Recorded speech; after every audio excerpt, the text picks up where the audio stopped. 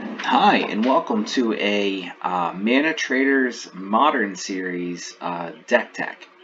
This is the deck that I went 7-3 with to qualify for the Swish portion of the ManaTrader series for July 2020. I actually ended up going 6-1 with this deck. My other two losses to qualify at 7-3 were with Bant Stoneblade. So I just want to go over real quick a little bit about Modern Infect, and I'll be posting the Swiss portion videos here too, and some leaderboard matches as well. Infect's a deck that I've been playing for a long time, especially in Modern. And I find it to be, especially in Modern, very well positioned. It's just a very concentrated, fast combo deck that can win as early as turn 2 and as late as whenever. The deck has legs no matter what you're in. It does have some bad matchups, but overall, I'm currently, I think, 14-7, I think, with a win rate of over like 65% or something like that. So this deck has got some legs, so I just want to go over it real quick. So let's talk about the mana base. The mana base has 2 breeding pool to search for blue-green sources, 2 forest, 4 Inkmoth Nexus, which is probably the most important land in the deck, as it's probably your most evasive but slowest infect creature that you have. Then we have 2 Pendlehaven. Pendlehaven acts as a pump spell, which is why it's so good.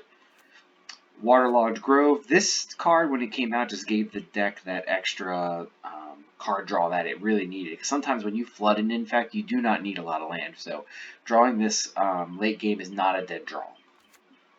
And then 8 fetch lands. The good thing about Infect is you can use green fetch lands. So Wooded Foothills and Windswept Heath are perfectly acceptable. Now, the creature suite. Let's talk a little bit about that. You have 4 Noble Hierarch, which is the glue to this deck. Without Noble Hierarch, I don't think this deck would be able to function, because going from 1 to 3 mana is extremely important. The rule of thumb that I've always stuck to when it comes to Infect is you play Noble Hierarch first, regardless of if you have a Glistener Elf. And the only time this varies is when you have the turn 2 kill and you know the Glistener Elf won't die.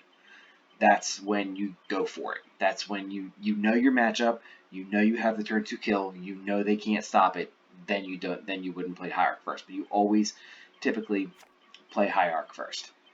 Then you have 8 creatures. You have Glistener Elf, which is your 1 mana, 1/1 infect creature. This is just the base infect creature.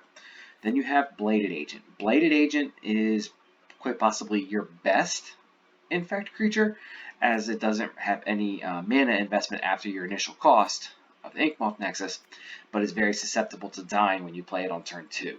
So this is a spell that I typically like to play on turn 3, turn 4 when I can hold up some sort of defense measure. Okay, so let's talk about the Pump Suite. So the Pump Suite here is, my version of the deck is very fast combo oriented. I am trying to kill my opponent as fast as possible every single game. So I run the 4 Might of Old Crozus, which gives you +4/+4 as long as you cast it on your main phase. 4 Mutagenic Growth, which is obviously probably one of the best pump spells around because it's free and it enables turn 2 kills. And then 4 Scale Up. Scale Up, when that card got introduced, I actually didn't think it was going to make it as a 4-of in Modern Infect because it's sorcery speed. But this card has proven to be absolutely amazing. It's been very useful when actually killing with Noble Hierarch too, because the Noble Hierarch pumps itself, takes it to a 7/5, which is great. But most of the time you're using it to kill your opponent with infect creatures. And then a 1-of Become Immense. I don't want to count these in as pump spells because these are more defensive, but I'll get over that in just a second. Now, evasiveness. I do run 2 Distortion Strike main deck. Distortion Strike has been absolutely phenomenal of getting me out of tight situations. Sometimes, especially if they have flying creatures, it turns any one of your infect creatures into a Bladed Agent, which has been absolutely amazing. And then I run a full 8 defensive spells. These are basically counter spells, and we can probably move these over here because these are, again, defensive measures. We run 2 Spell Pierce just to stop any shenanigans from killing our creatures, and a lot of times this is good for countering opponents' planeswalkers on their turn to regain tempo advantage. But then we run 4 Blossoming Defense, which is a pseudo pump spell because it is 2+2/+2 for 1 mana, and that's good. But most of the time, you're using this to prevent your creatures from dying. Anyone who's good against playing at Infect knows that you don't try to kill their creature in combat; you kill after combat. So most of the time, this is used defensively post-combat. Same thing for Vines of Vastwood. Vines of Vastwood is just one of those cards that just gets you out of jams. And this has a surprisingly number of extra uses as well. And learning Vines of Vastwood is it's actually a skill in upon itself of knowing that you can target your opponent's creatures so that they can't target their own spells. A lot of times lately, when Stoneforge got unbanned, it was that you were targeting their creature with they can't equip something. That's been crucial. So that's the main deck. Sideboard.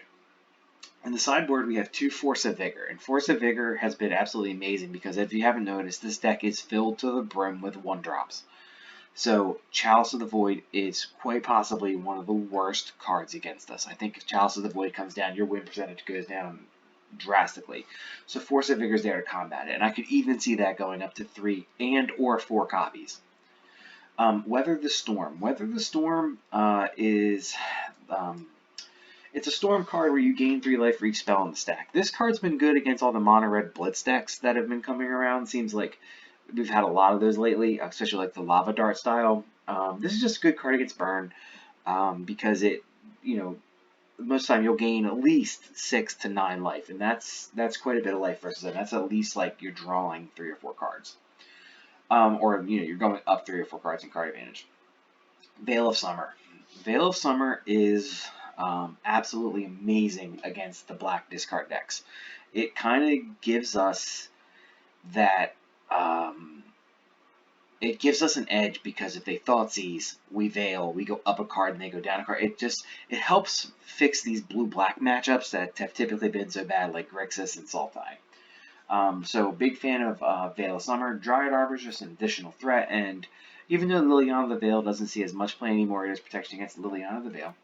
We have 2 Spellskite just to help redirect kill spells away from our Infect creatures and over to Spellskite. This works really well in like the Blitz matchups because 1, it's got a big butt to block, and 2, it helps keep your Infect creature alive.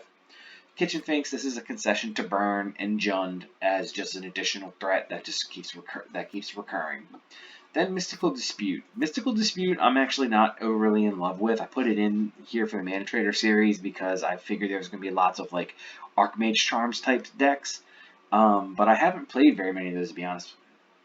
And then Grafdigger's Cage. I think Grafdigger's Cage is just automatically included as Graveyard Hate right now because of Uro. Uro is just everywhere, and it has to be dealt with. So yeah, that's my Infect deck.